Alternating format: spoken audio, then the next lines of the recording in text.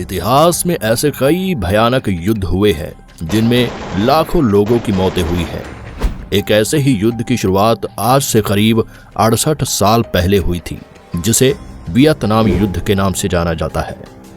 यह लड़ाई उत्तरी वियतनाम और दक्षिणी वियतनाम की सरकार के बीच लड़ी गई थी।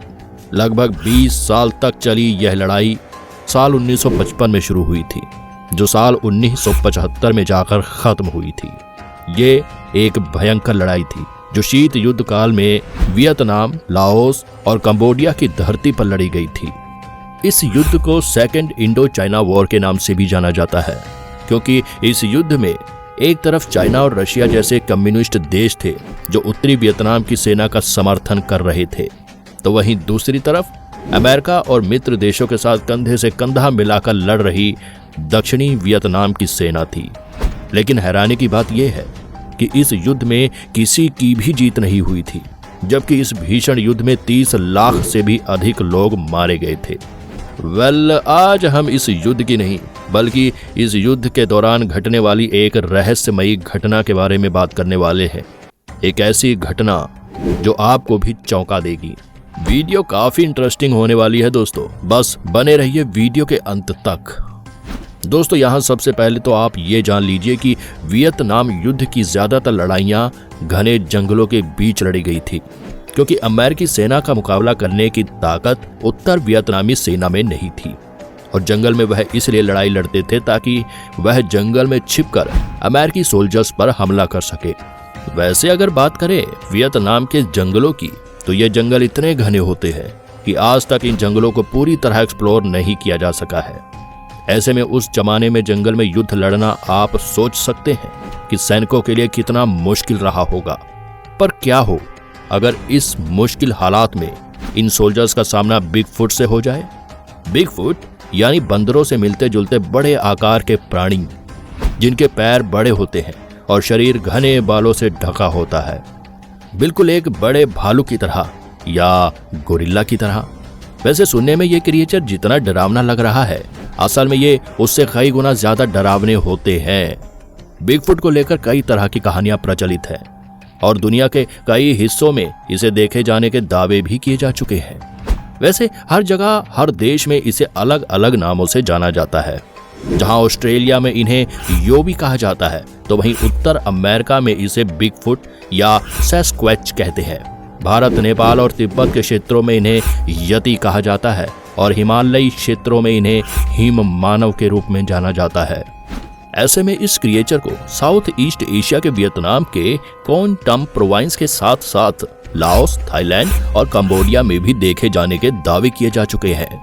वियतनाम युद्ध के दौरान अमेरिकी सेना और स्थानीय लोगों द्वारा ऐसे कई रिपोर्ट पेश किए गए हैं जो यह साबित करते हैं कि वियतनाम के जंगलों में बिगफुट से मिलता जुलता एक क्रिएचर मौजूद है।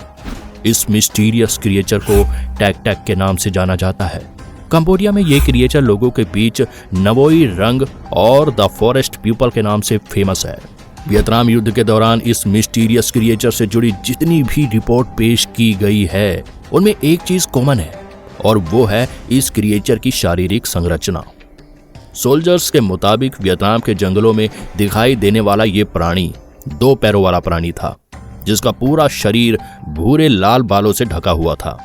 रिपोर्ट के मुताबिक इनकी भयानक दहाड़े अक्सर रात में सुनाई देती थी, क्योंकि इन भूखे क्रिएचर को जब कुछ खाने को नहीं मिलता था तो ये अपना ही मांस काटना शुरू कर देते थे, या फिर शायद उन बदनसीब लोगों को खाना शुरू कर देते थे जो गलती से इनके छलावे में फंस जाते थे।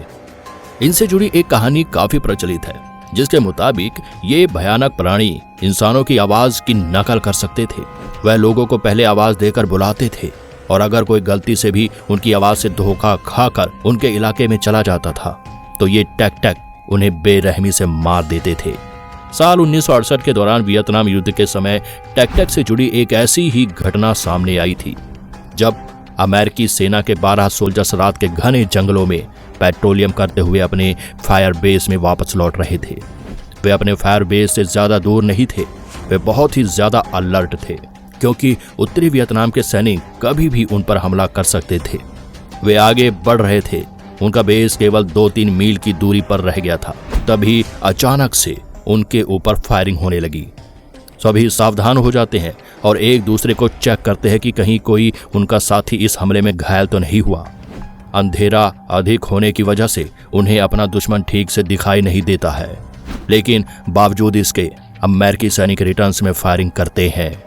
इस गोलाबारी के बीच में अमेरिकी सैनिकों में से एक को अचानक अपने पास की झाड़ियों में से किसी की आहट महसूस होती है। उसे लगता है कि जरूर उनका कोई दुश्मन होगा, इसीलिए वह फायरिंग करते हुए आगे बढ़ता है। लेकिन तभी झाड़ियों में से एक बड़ी विशालकाय आकृति बाहर निकलती है, जिसे देखकर वहां मौजूद सभी अमेरिकी सोल्जर्स शॉक रह जाते हैं। वह कुछ समझ पाते उससे पहले कि वह क्रिएचर तेज स्पीड से जंगल की दूसरी तरफ भागता है। वह क्रिएचर दिखने में बिल्कुल एक दानव की तरह था। वह करीब 7 फीट लंबा था। उसका पूरा शरीर बालों से ढका हुआ था। दूसरी ओर से वियतनामी सैनिकों के चीखने की आवाज सुनाई देती है और फायरिंग कुछ देर के लिए बंद हो जाती है। तभी अचानक से उनमें से एक वियतनामी सैनिक उस क्रिएचर पर फायरिंग करता है, लेकिन इस बार वह क्रिएचर भागता नहीं है, बल्कि पहले वह उन्हें ध्यान से देखता है, फिर तेज आवाज में दहाड़ कर उन्हें अपनी ताकत दिखाता है और फिर वहां से भाग जाता है। उसे देखकर ऐसा लग रहा था कि उस पर फायरिंग का कोई असर ही नहीं हो रहा था। वियतनामी सैनिक घबरा जाते हैं और तुरंत पीछे हट जाते हैं। अमेरिकी सैनिकों को भी मौका मिल जाता है और वह अपने बेस की तरफ भाग निकलते हैं। अगले दिन जब सुबह अमेरिकी सैनिक इस घटना की सूचना अपने कमांडिंग ऑफिसर को देते हैं और उस जगह की जांच करने की परमिशन ले लेते हैं।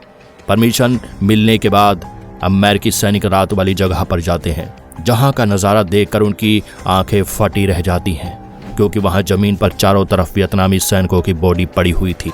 उनकी बॉडी देखकर ऐसा लग रहा था मानो किसी ने अपने नाखूनों से उनके शरीर की चीर-फाड़ कर दी हो। इससे भी ज्यादा हैरानी वाली बात यह थी कि उन बॉडीज पर गोली लगने के एक भी निशान नहीं थे। उन बॉडीज के फेस पर खौफ साफ देखा जा रहा था। अमेरिकी सैनिकों को सब समझ आने लगता है कि हो ना हो जरूर उन्हें उस क्रिएचर ने ही मारा है। अमेरिकी सैनिक अभी भी शौक में थे, लेकिन स्थानीय लोगों के लिए यह क्रिएचर कोई नया जीव नहीं था। जब अमेरिकी सैनिक स्थानीय लोगों से पूछताछ करते हैं तो पता चलता है कि यह जीव सदियों पुराना है। ये उसे पीढ़ियों से देखते आ रहे हैं। वे इस खौफनाक क्रिएचर को बैड ट्यूट, उजित और नवोई रंग के नाम से जानते हैं। वियतनाम और दक्षिणी पूर्व एशिया के गहरे घने जंगल इन खौफनाक क्रिएचर के रहने का ठिकाना रहा है, वही स्थान जो अब युद्ध के मैदानों में बदल गया था। हालांकि इस घटना के बाद उन क्रिएचर को पकड़ने के लिए अमेरिकी गवर्नमेंट ने कई प्रयास किए थे, लेकिन हर बार उन्हें नाकामयाबी हाथ लगी। ये क्रिएचर कभी भी उनके हाथ नहीं आ सका। कुछ रिपोर्ट्स के मुताबिक जब भी इन क्रिएचर्स का सामना इंसानों से होता था तो ये उन पर पत्थर बरसाने शुरू कर देते थे। उनकी इस हरकत को देखकर लोगों ने उन्हें एक नया नाम भी दिया था और वह नाम था रॉक एपिस। एक्सपर्ट के मुताबिक रॉक एपिस बिगफुट सैस्क्वैच से काफी हद तक मिलते जुलते हैं, लेकिन ये वो नहीं है, क्योंकि उत्तरी अमेरिका के सैस्क्वैच या बिगफुट बिल्कुल शांत और शर्मीले स्वभाव के होते हैं, जबकि वियतनाम में पाए जाने वाले रॉक एपिस काफी ज्यादा आक्रामक होते हैं। इसके अलावा रॉक एपिस 6 फीट तक लंबे होते हैं, यानी उत्तरी अमेरिका के बिगफुट की तुलना में 1 से 2 फीट तक छोटे होते हैं। इसके अलावा बिगफुट के ऑपोजिट रॉक एपिस को ग्रुप में रहने के लिए जाना जाता है, जबकि बिगफुट को कभी कभार ही ग्रुप में देखा जाता है।